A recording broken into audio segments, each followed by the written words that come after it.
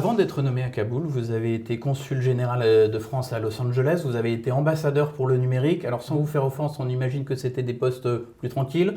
Qu'est-ce qui vous a pris de demander ce poste alors qu'on savait déjà au moment où vous prenez vos fonctions que les Américains allaient quitter l'Afghanistan et donc qu'un jour ou l'autre les talibans allaient prendre le contrôle du pays? J'ai toujours été passionné par l'Afghanistan depuis l'adolescence. J'y ai fait un certain nombre de missions avant. J'étais allé pour le travail lorsque j'étais conseiller diplomatique du ministre de l'Intérieur, Nicolas Sarkozy, et qu'il fallait trouver une solution à ce camp de réfugiés dans le Calaisis, dont la première nationalité était justement les Afghans.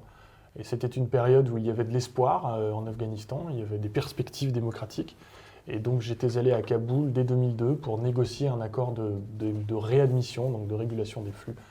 Et j'ai voulu, en effet, j'ai voulu y retourner avec les contraintes que cela imposait. Mais c'est un pays qui est assez fascinant. Et pour lequel vous avez encore de l'espoir? Il va falloir du temps.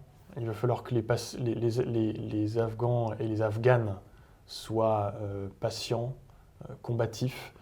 Mais je pense que oui, bien sûr qu'il y a d'espoir.